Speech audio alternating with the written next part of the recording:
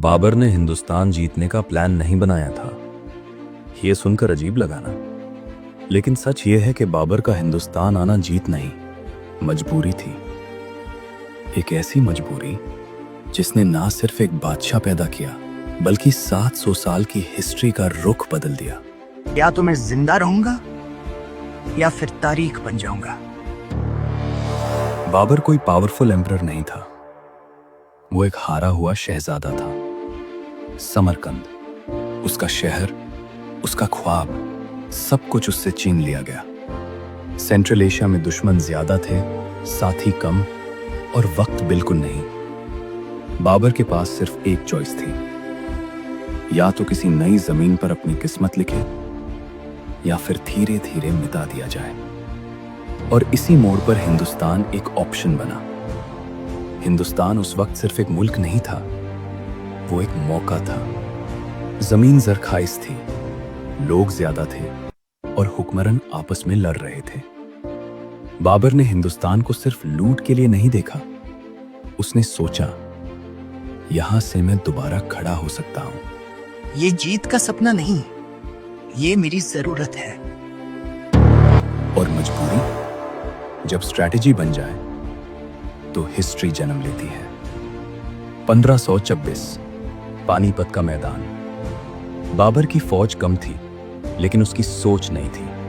हिंदुस्तान ने पहली बार देखा डिसिप्लिन, प्रॉपर फॉर्मेशन और गन्स।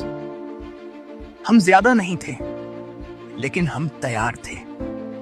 ये सिर्फ जंग नहीं थी, ये पुरानी दुनिया और नई सोच का टकराव था। पानीपत में सिर्फ एक सुल्तान नहीं गिरा, एक पूरा सिस्टम गिर गया। बाबर जीत गया, लेकिन जीत का मतलब सिर्फ तख्त नहीं होता। असल इम्तिहान होता है जीत के बाद का वक्त। तलवार से जीत लिया, अब दिमाग से बचाना होगा। बाबर के बाद जो आया वो इत्तेफाक नहीं था। अकबर ने समझा कि हिंदुस्तान को सिर्फ रूल नहीं समझना पड़ता है, मजहब, जुबान, रिवायत। उसने सबके साथ चलना सीखा और यहीं से मुगल रूल एक टेम्पररी कहानी नहीं, एक एम्पायर बन गया। फिर आया औरंगजेब। एम्पायर सबसे ज्यादा फैला, लेकिन साथ ही अंदर से टूटना शुरू हुआ। कानून सख्त थे, डिसीजंस तेज और लोग खामोश। एम्पायर बड़ा था, लेकिन बुनियाद में दरार आ चुकी थी। आज भी जब हम शहरों को देखते हैं, जुबान सुनते हैं या खाना चखते हैं, मुगल असर जिंदा मिलता है।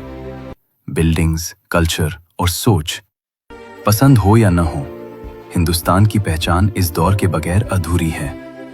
तो जवाब बिल्कुल साफ है, बाबर का हिंदुस्तान आना ना एक्सीडेंट था, ना सिर्फ जीत की भूख, वो एक हारे हुए आदमी का सबसे सोचा समझा फैसला था।